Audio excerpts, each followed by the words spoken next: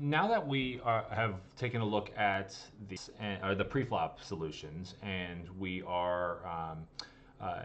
get a sense for what our range looks like versus the hijack's range. Now I want to take a look at starting to build out what our flop strategy would look like. Now, if you have taken a look at the macro to micro course that I have an in-depth series of videos talking about how to actually build out a strategy using aggregated reports. I'm not going to go into the depth of analysis in this series of videos, but what I'm going to do now is we're going to dive into using GTO Wizard and using the reports functionality to start getting a sense for how we might actually want to build out an overall strategy here for our big blind out of position flop strategy. So I inputted this Jack 8-4 flop. That's more arbitrary right now. Maybe we'll look at that as a specific example here. But right now, what I want to call your attention to is this first row.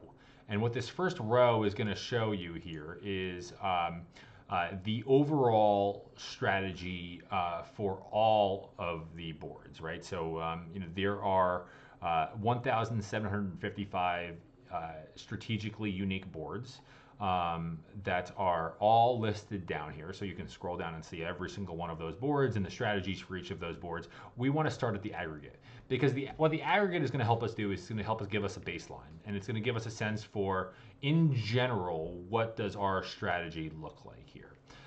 So what we can see here is we can see the color codes here, but how it's broken down, and what we can see is at an aggregate level, we are checking about just under 40% of the time, so 37.8% of the time. We are betting small, so the flop is 24 big blinds. We are betting 1/3 pot, so 8 big blinds here, 42% of the time. We are betting 2/3 pot here, 18% of the time, just under 18% of the time. We go about 1.25x pot, just a little bit over 2.5% of the time, and then we shove 0. In this spot, we do have an EV edge overall. So, if of the 24.5 big blinds, we have almost 13 of them with our particular range. We have an equity advantage, right? So, this comes from when we look at ranges. Our range has the top end, right? So we have aces, but they also do have kings, right? So, but we're gonna have top end hands in range, and we're not gonna have a lot of bottom end hands in range. Whereas they are not gonna have aces, or much in this case here, and they're gonna have bottom. Again, with the caveat I made last video. Think through how your opponent's range will and how your ranges vary, right? So one thing I know is that most players are not 3-betting enough weaker bluffs, right? So if that's you, and you have a lot more top end and you don't have a lot of weaker range, then you're going to be skewed to a higher. You're going to be skewed to having higher equity. Same thing with your opponents. If your opponents are going to be flatting some more weaker stuff, and they're going to be 4-betting, all of their aces, kings, whatever the case may be, again, they're going to, have a lower equity, right? So this is with those ranges, at equilibrium, we have a 53% equity advantage. This could vary depending on, who you are and your particular, and who your opponent is. From an equity realization perspective, we are actually a little bit under realizing our equity, but thankfully our opponent is also under realizing their equity a little bit too here in this spot. It's a tough spot because we are out of position, and that's going to be the challenge with this. So what I can see right here from a strategic perspective is, one, we could probably take out the overbet option here.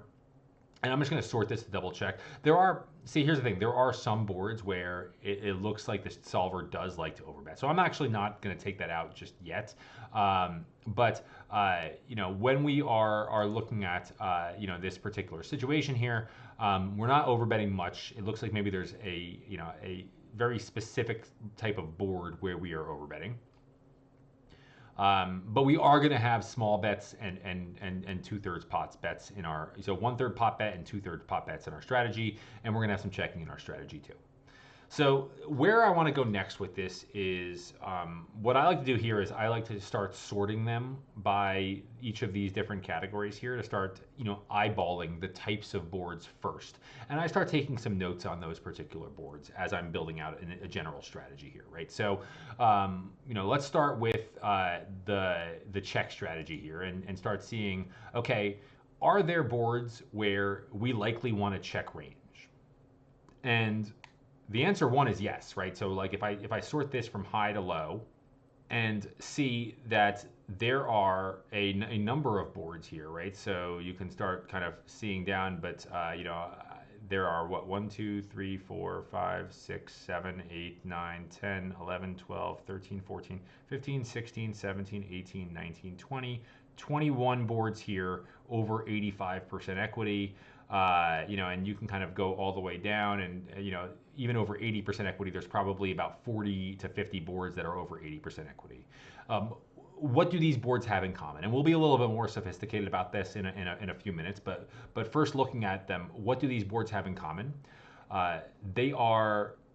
There's not a lot of high cards in these boards, right? So they are also very connected boards here too. So 10-9-8, 10-9-8, 10-9-8, 10-9-8, 9-8-7, 10-9-8, 8-7-6, Jack-9-8. There's a lot of monotone boards here. So boards that are connected, monotone, these boards where the board screams danger. Monotone is, very prevalent in a lot of these. But a lot of boards that kind of scream danger, I can tell you right away, it looks like it might be a decent strategy to check all of range. So, that's something I want to start jotting down. So if I'm starting to build out, my notes, I want to start kind of, and I'll bring this over just to kind of show you, if I am building out a strategy and I am using a situation like this, and this is, from the macro to micro videos, you can kind of take this from there. I just cleared everything out. But I want to start kind of just taking some notes in here to say, okay, the very connected boards here, it looks like I want to start playing a check all strategy. But more to dig into that. Are there boards that we want to bet 100% of the time? And the answer here is yes, right? So, again, a lot of these boards here where there looks like it's all bets, these are paired boards, right? So King 7-7, King 8-8, there's some trip boards here, King 4-4, King 3-3. So King XX, Queen XX look like they are, bet all boards. King Queen, looks like it's a bet all board. So king and queen high boards, especially if there's a pair involved, looks like we are betting basically all of our range. King jack boards, queen jack boards, right? So these boards where there's two high cards, the high cards are not an ace, right? So I don't see any aces in this mix here. But these are the types of boards where we want to be betting all of our range. So again, taking some general notes down before we start filtering into some of the individual components of this overall report. Let's take a look at the betting. So I look at the check both ways because the check will tell me, do I want to check all of range and do I want to bet all of range? I don't look at these ones both ways because, betting a specific size, I have to have a reason for betting a specific size. So the check just tells me, do I want to bet or not?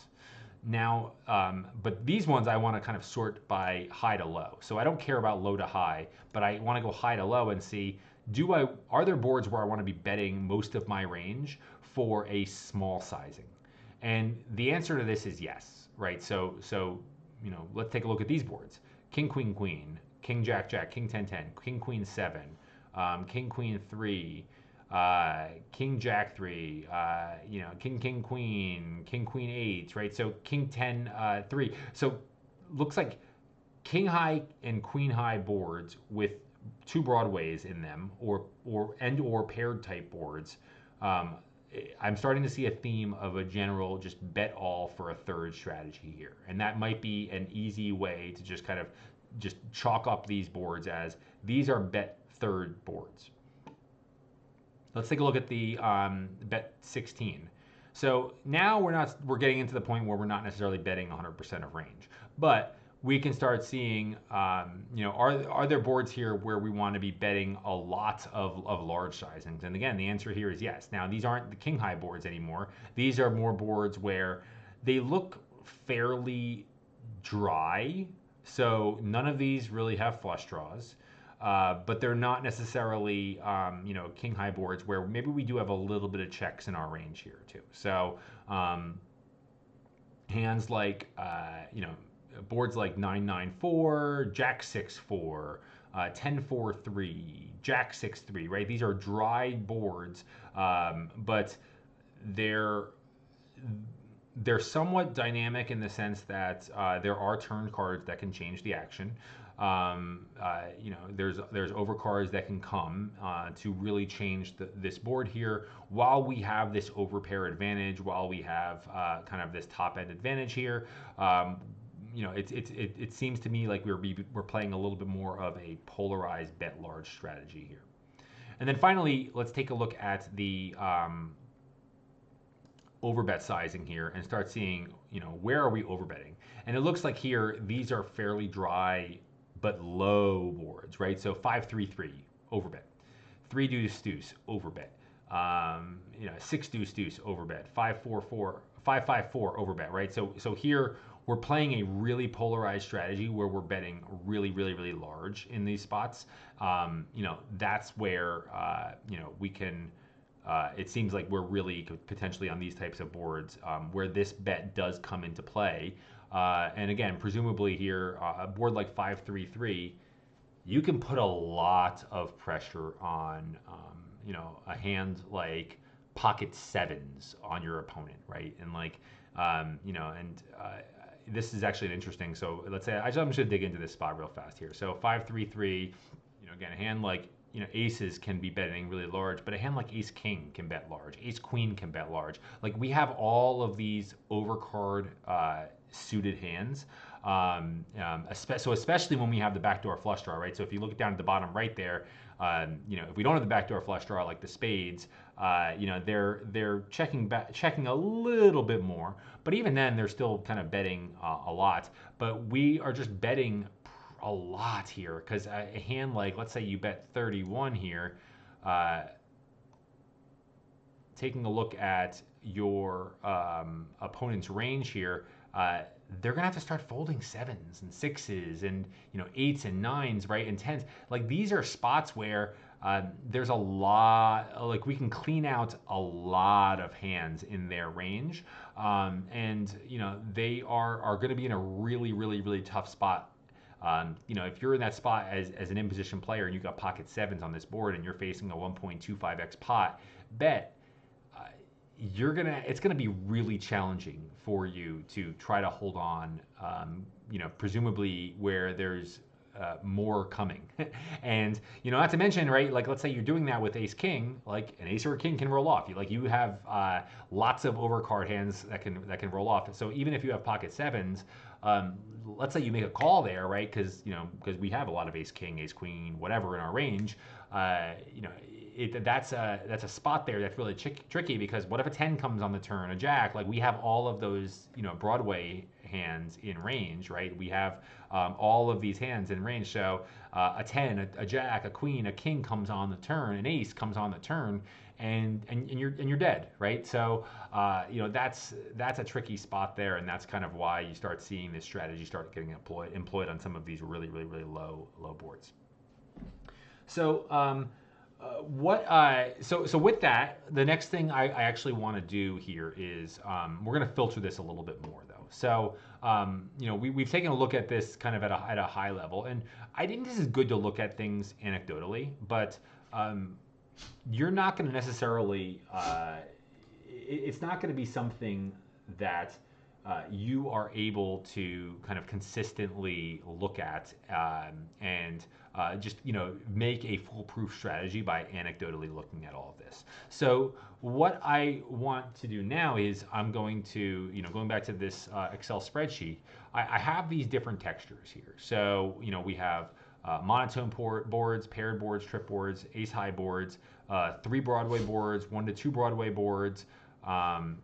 Dry boards where there's no straight draw, low boards, and then middle and low boards with a straight. You can have a different grouping than this. This is totally up to you. I like to group things like this because this helps me from a heuristic standpoint. Kind of break out my strategies based on like sets of boards. So what I would recommend then is going back to the filters here and building your own filters. And I have my own filters, so we can take a look at these saved filters that I do have. I'm actually going to go to the saved filters section here. I wonder if there's a way I can make this bigger. I can't. It doesn't look like I can. But I have these different, types here, right? So, what I have here on here is like middle disconnected, middle connected, and you can kind of start seeing. I wrote some descriptions in here, so I'll just kind of show you this one. Middle disconnected is 10 to 8 high, and disconnected, so no monotone, no pair, right? So you can start seeing what my different filters that I have saved looks like, and you can filter any of these, right? So you can filter any of these based off of what you actually want to study yourself. So let's say I'll just start with monotone, right? So and I can use the easy options here, and I'll just pick monotone as an example. So now we have monotone, and we can see monotone's about 5% of boards. So monotone right away, what I can see is I want to check a lot more on monotone boards than I do in general, right? So 2/3 of my ranges are checking. Most of the time on monotone boards, I'm betting small. So I'm betting small 27% of the time, but then I'm only betting large in aggregate here, just under 5% of the time here. In general, monotone boards, it looks like here I either want to play a bet third or check strategy here. Now I can start sorting this again and start seeing and delineating, how I want to play on these monotone boards. Maybe I can, if you want, you can start building out a strategy here. So if I wanted to build a blanket monotone strategy, I might say, you know what, I'm going to check about 2/3 of my range, and I'm going to bet a small portion of my range for a small sizing, and that's it. That would might be a good way of building out a monotone strategy. Or I can drill into this a little bit more and do the same process as I did before, right? So I'll sort by checks and start seeing, are there monotone boards I want to check everything, right? And we go back to the same boards that we saw earlier. Well, the monotone boards that are really connected, I probably just want to check those, right? These 9/8/7s, the 7/6/5s, the King Jack 9s. These are boards where I more than likely just want to check. But even if I go the other way and see what are the best monotone boards to bet? Well, Ace King 5, Ace King 4, Ace Jack. So these kind of either boards where there's multiple Broadway cards, or boards where they're somewhat dry, like 10-5-3 or Queen 7-5. It looks like I want to bet a little bit more, but I still want to check a lot of them, with most of my overall range. What are the boards that I want to be betting mostly for a small sizing? Again, it looks like some of these drier monotone boards. Are there boards where I want to be betting, this larger size, this 2/3 pot, and maybe again it looks like some of these Ace King boards or Ace Jack boards. I want to have a little bit of a larger size. But again, I might even think, if I'm looking at this, these aren't a lot of boards to kind of try to implement this strategy. So I might even actually just go and say, okay, if I'm building out a monotone strategy here as the big blind, again, rule of thumb here, I want to be checking more than I'm betting. The more connected the board is, the more I want to be checking. The less connected the board is, the more I want to be betting, but even still, I want to be checking about half of my overall range. Now, to figure out well, the next question might be, well, what are the cards, hands in my range that I'm actually going to be checking versus what are the hands in my range that I'm actually going to be betting? Well, that's where I start drilling into little things a little bit more. So I start looking at a few of these, right? So I'm going to open up this 10-7-5 board. I'm going to open up, let's try this Jack 8-5 board. And then I'll open up, let's just go this King Queen 5 board, right? So these are three types of boards in our range. So King 7-5, let's take a look at the breakdown and start seeing, well, what are the hands that I want to be betting versus what are the hands that I want to be checking, right? So on 10-7-5, we are going to be betting in our spots here. We're actually going to be checking more with our best hands, right? So like flushes, are going to be betting about half the time. Sets are only going to be betting about half the time. But as we start getting into two pairs, and top pair, we're going to be starting to check a little bit more. We were betting more with nothing type hands here, so we can start seeing, but which hands that we actually might start betting. So I might start looking at my individual strategy here overall from a breakdown perspective to see, how do I actually split out bets here. I also I like looking at this strategy element overall to start seeing, how does my just general strategy like to play? So 10-7-5, it looks like the 10x is kind of split between betting and checking. The starting to hover over my hands here. I am, if I have over pairs, I am checking and betting, but more likely to be betting a little bit if I have a heart in my range, which makes sense. If I have flush draws, I am more likely to be betting. Again, makes sense. If I'm, on my ace king type hands, if I have a heart in my hand, I'm more likely to be betting, right? So like, hands that tend to make sense here, you can start seeing how I might want to be starting to play my overall strategy. Whereas, hands like weak king X, right? So king 6 suited, king 4 suited, king 9 suited, right? These are really good bets because they can bluff out ace X type hands. So king queen, right? So king jack, king 9 here. These are really good hands because they could bluff out a lot of better hands right here. So we're going to be starting to bet some of our just weak hands in range. Let's take a look at Jack 8-5 and see what that looks like here too. So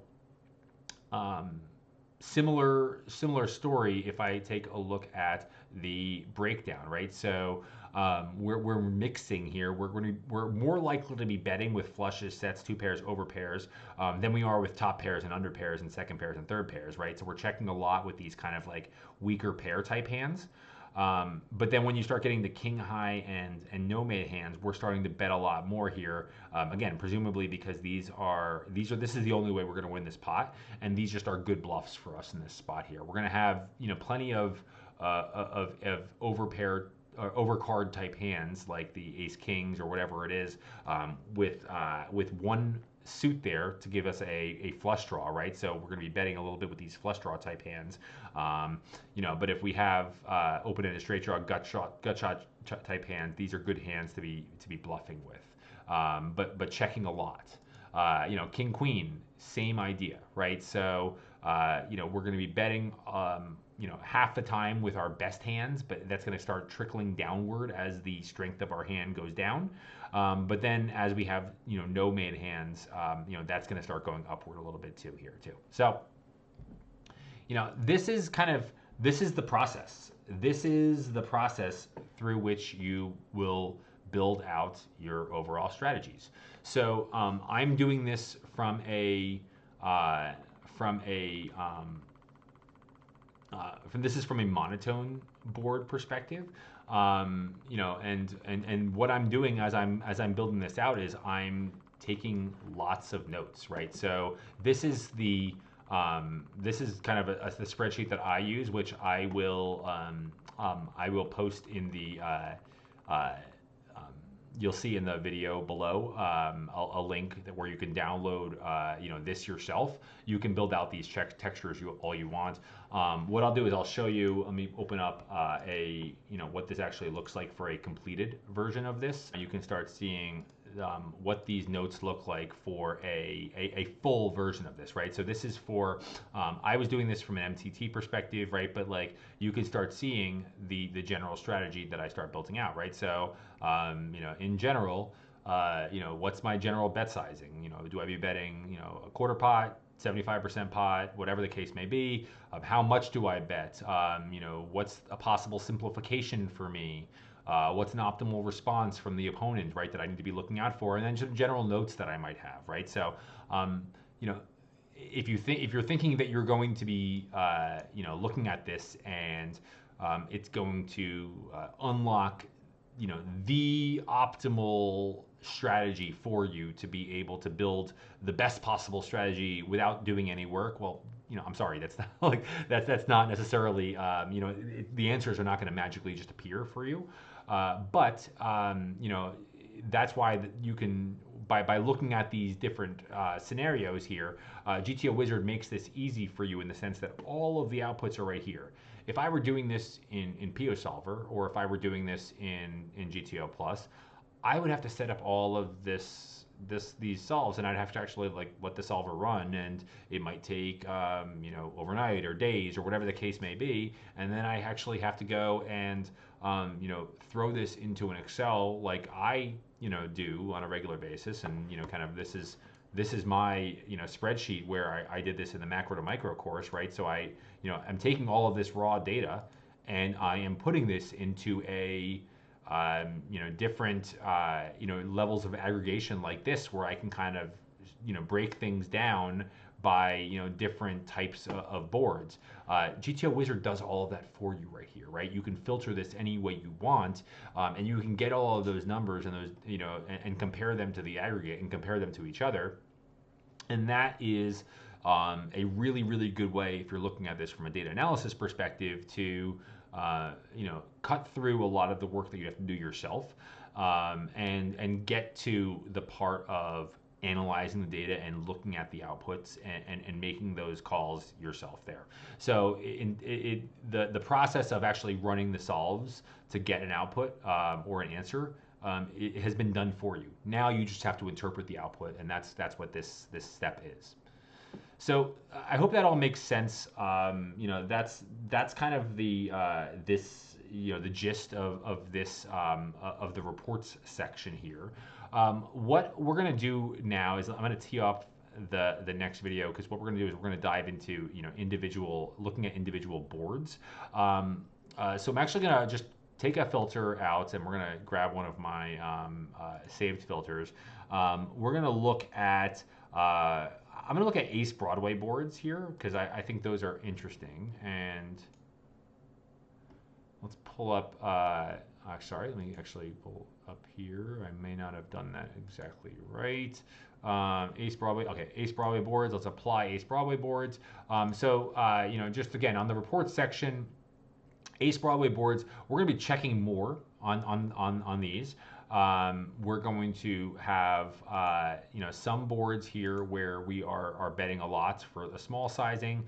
We are going to have some boards where we're betting a larger sizing, and then we're not really going to be betting this 1.25x size at all. So Ace Broadway boards, we're not going to ever have spots where we're checking all, but we're not going to have spots where we're betting all either, really. So different scenarios here where we're going to try to build out general strategies for those Ace Broadway boards. What I want to do is I want to actually dig into an interesting one of these boards. So I'm going to pull up a board, and let's just pull up this Ace King 7 two-tone board, and that's what we're going to study as we're going to dive into this a little bit deeper. So I'll see you in the next video where we're going to dive into this Ace King 7 two-tone board.